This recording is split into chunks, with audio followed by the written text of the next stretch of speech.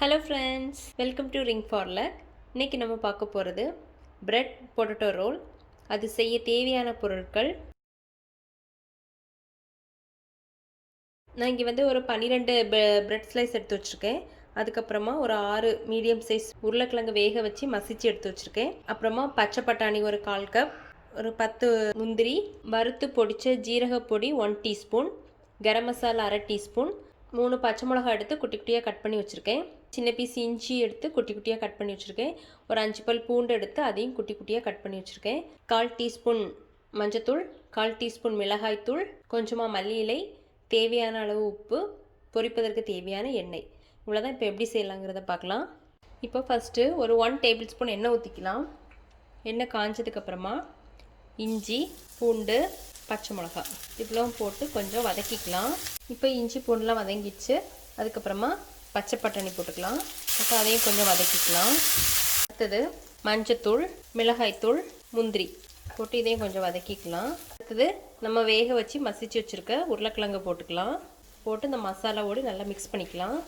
அடுத்தது வறுத்து பொடிச்ச ஜீரகத்தூள், கரம் மசாலா போட்டு இதையும் நல்லா மிக்ஸ் பண்ணிக்கலாம். தேவையான அளவு உப்பு போட்டுக்கலாம். ஈஸியாக மல்லியில் போட்டு நம்ம கேஸ் ஆஃப் பண்ணிக்கலாம். இது இப்போ நல்லா ஆறட்டும். அடுத்தது நம்ம இந்த ப்ரெட்டோட ஓரங்கள்லாம் கட் பண்ணி எடுத்துக்கலாம்.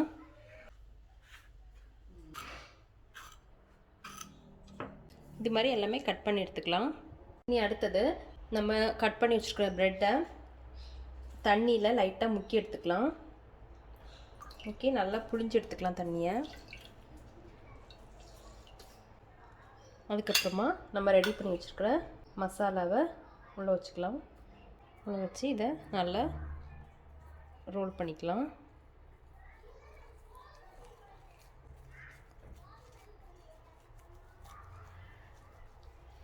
இது மாதிரி நம்ம எல்லாமே ரெடி பண்ணி வச்சுக்கலாம்.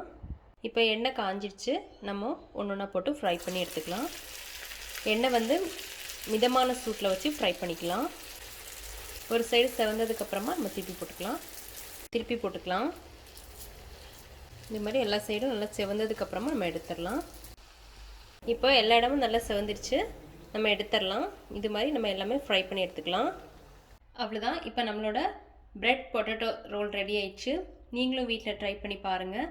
பிடிச்சிருந்தா லைக் பண்ணுங்கள், சப்ஸ்கிரைப் பண்ணுங்கள். தேங்க்ஸ் ஃபார் வாட்சிங்.